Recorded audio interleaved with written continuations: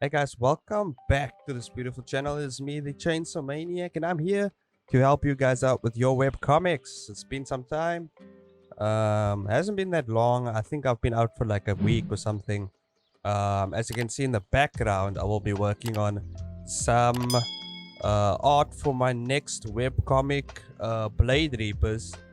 Some character concepts for two characters that I'm planning on adding to the series. Inspiration is my wife and me. It's a good inspiration. I actually had an idea of this while I was sitting on the pot in the toilet, and I was like, and it just popped into my head, and I was like, oh shit, that's two awesome characters that I think will be adding like a lot to the story and everything. Actually, I won't be adding that much. I think it will just be a cool little Easter egg in the back, I think, actually. So, yeah, looking forward to that. We are coming to a close with my current webcomic, The Merchant of Ignatius. If you guys haven't checked it out already, please do so. Okay, I think I only have like about 4 episodes left with the current season.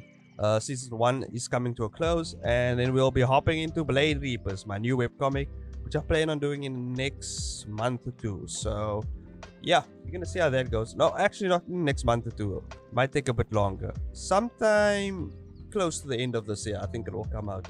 Yeah, I don't want to bite my tongue too hard there and say it comes out a specific time and you guys will just be late waiting like, where the hell is it? I have to plan it out and everything. But this video is just to get the ball rolling again, okay? I just wanted to make a video, sit down with you guys and let you know what's going on, as well as keeping things going, how to keep yourself productive, if you have read the title of the video, and how I plan things out and how I try and keep the ball rolling. Maybe you guys will gain some inspiration or some motivation from this video, and that's the goal. That's the main goal. If you guys enjoy listening to me just talk a bunch of nonsense, but at the end of the day, if it helps you, and motivates you, that's what I'm here to do. Okay, I'm here to help you guys out.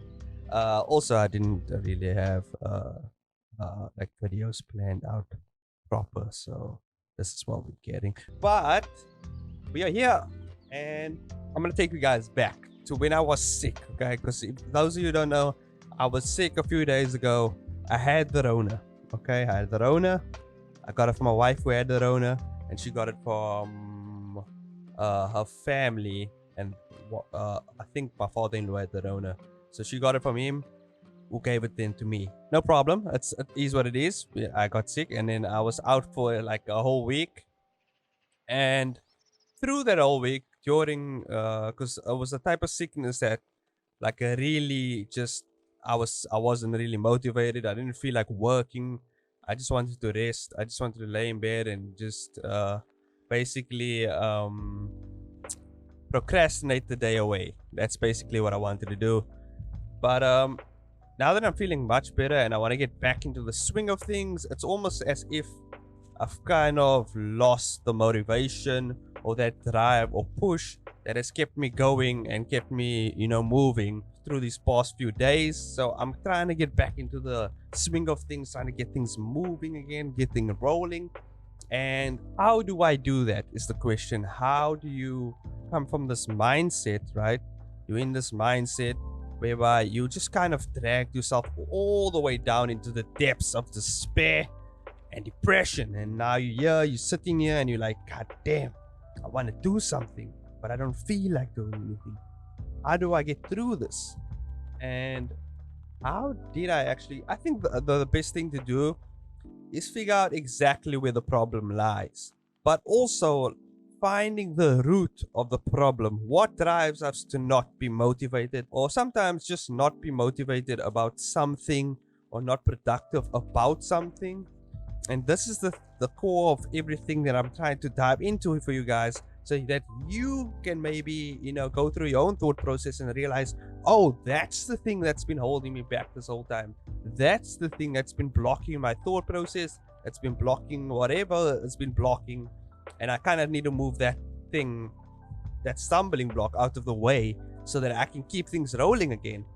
Now, mainly when it comes to producing webcomics or creative ideas or whatever you plan on doing, you have an idea, you have a plan, you have a plot, you have, you have your little thought process of how things are going to go along, and it's kind of like this, linear stream. Like, this is how it's going to start, this is how it's going to end, and I'm going to get there. And then eventually along the way, stuff like obstacles and all types of crazy shit happens along the way, and you kind of have to deal with it, and you have to push on through it and figure out a way on how you're going to get around certain things. So when it comes to discovering what exactly is the thing that's blocking your mind, there's many things that I can think of that usually blocks my mindset. Like, for instance, getting sick. Okay, that's a given. That's just unexpected. That just happens, and it kind of throws a wrench into your whole process.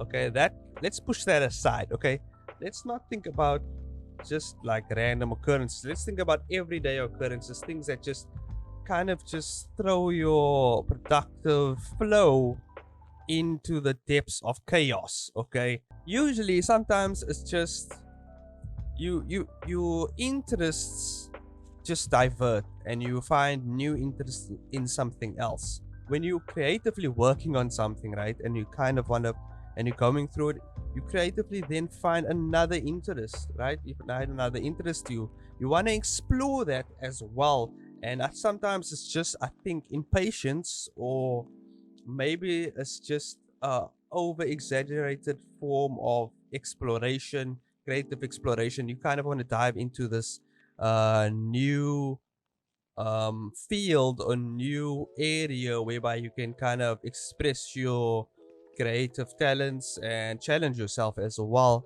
And then it kind of makes the current task that you're doing feel like a task. It doesn't feel like a project that you were into as much, because now you found a new interest. And that's why I always try to break things down into segments. Therefore, you can kind of still explore the one thing and then still keep your interest of the other thing. Like, for instance, with my webcomic, I chose the method of breaking it up into seasons and then focusing on exploring new ideas when the season ends. So I have a set season for how long I'm gonna do it, like a few episodes, and then I'm gonna finish that and then hop into a new project that I will gain a new interest for, and then maybe I get a new idea for another webcomic. So I will have kind of like segmented seasons for my webcomics, and I'll kind of hop off one and then hop onto another project. And this gives me the freedom of exploring new ideas, new genres, plenty of other things creatively, and it kind of keeps my creative juices flowing. I don't know, juices these days have some weird connotations, but you guys know what I mean. Also, I don't really have a script for what I'm saying here. I'm just kind of diving headfirst into this. So the way I'm answering things is kind of like on the spot, okay? It's just coming straight from my dome. I might answer a few points that I've already answered before, but that's how we roll, okay? We roll straight off the dome, and here we are. It's kind of like a freestyle rap battle, and you just kind of gotta go with it, but there is no one way of staying on a task or staying productive or motivated. I guess it depends on the person. It depends on your mindset. It depends on how you're feeling in the moment as well. The thing that really keeps me motivated sometimes is also looking at other creators' works and how they've dealt with certain scenes or certain genres, and how they kind of develop their story.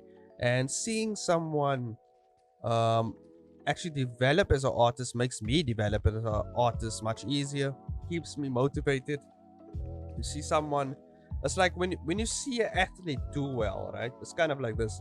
When you see an athlete do well and you are an athlete yourself, it's kind of like seeing like, oh, if they can do that, and they're not like a phenomenal athlete, like, what I mean, like an athlete that only comes once in a lifetime. They're not that type of athlete. It's just your everyday athlete who works very hard, and they strive to achieve a certain goal, and they achieve it. and you being of the same level athlete as they are, you kind of get motivated and you're like, oh, okay, I'm exactly on the same level. I can definitely get where they have gotten. So it kind of motivates you to see other people in the same same field basically strive and succeed, and you kind of want to do better because you kind of in the same field, you're on the same level as them professionally, and you kind of just want to you want to keep things moving as they did and keep things going. So yeah, but I mean, I guess that's just from my perspective because I am a professional. I guess I'm a professional in the industry, I guess. So when I see other professionals do good, and when I see someone like especially from a animation point of view, I can kind of break down like other artists' animations pretty well and know exactly the techniques and things they used for that. And I feel like webcomics, you can kind of do the same thing, especially when you've been doing it for quite some time. You can kind of see the certain type of methods and strategies other artists use to kind of push their art forward, not just their art, the storytelling and everything that goes into making a webcomic, and you kind of just want to push through it as well. So yeah, I mean, that's just the way I stay motivated. There's plenty of other ways. When it comes to watching series, I tend to gain a lot of inspiration from watching series or anime or movies, and breaking down the movies and series as I'm enjoying them and going through them. I kind of find new ways of writing stories, new plot elements that I can use to my advantage, and I tend to stay away from and I think this is a good quick tip for you guys. Try and stay away from just your regular tropes that you'll find in many other web comics or just other genres of entertainment. Like there are many other tropes and stuff like that that you'll see constantly. Like for instance, with isekais. With isekais, there's always another character from another world coming to another place, and they become very OP, and then they kind of move around in the world and do yada yada yada. It's always the same thing almost. But then there are some isekais which kind of push the boundaries a bit. For instance, what's the one? The Shield Hero. What's it called? The Rising of a Shield Hero. Because the main character is kind of OP in a sense, but you kind of see his character development along with the story, and there's many other elements that make that anime just as good as it is. And it's kind of stepping outside of the isekai template basically, and there's many other anime that has their own specific tropes and template tropes, as I call them, because they just kind of like this little box that certain characters and certain genres have to fit into, or that is popular, and therefore you feel the need to fit your character in this box, in a certain type of box. For instance, there's always the cool guy with the kind of like the Sasuke character, and then you have always the Naruto character. If you guys watch Naruto, you know what I mean. And then you have other characters, like other female characters that kind of have this thing and that thing. So it's just like they always have to kind of tick a box, you know what I mean. Now for me personally, I like stepping out of that box for a bit. I like making my characters have a certain type of backstory that kind of feeds into their personality, and like I kind of put myself in their shoes. Like, if this all happened to me, how would my personality, and not just personality, but my character change in this situation? And that's kind of how I write my characters, whereby I kind of figure out exactly where certain points in their characteristics change due to a certain event that has happened in their life, and that's how I kind of write my characters. So I put myself in their shoes, and like, if this happened to me and that happened to me, how would it drastically change my character? Would I have changed in this way or that way? And I feel like it's a very good way to write characters as well. When it comes to storylines and stuff like that, I tend not to make my story or storylines as generic as most other genres and stories, because I feel like some of them has just been done to death, and there's so much other things that you have to explore within a story, and there's so much other things you can explore within a genre of things, you know. And I kind of my first webcomic, this was kind of like my first like experiment to see how far or what can I do with the story to make it different but feel familiar at the same time. It's very hard feeling to capture, even though action is a popular genre, I guess, on a webtoon. There's many other things in popular action series that feel very generic and that feels like they've been done already, especially when it comes to the action series that's like isekais, that's like bringing heroes from a new world and or from another world, and now they kind of OP and whatever, you know. This thing has been done so much times.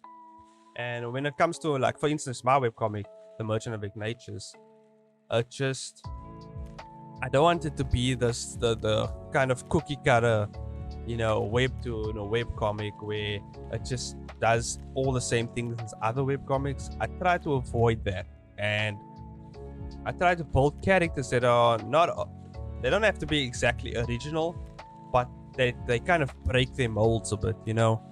And they kind of bring a bit of character development to the story, as well as just a little oomph, you know, that gets the story going, you know what I mean?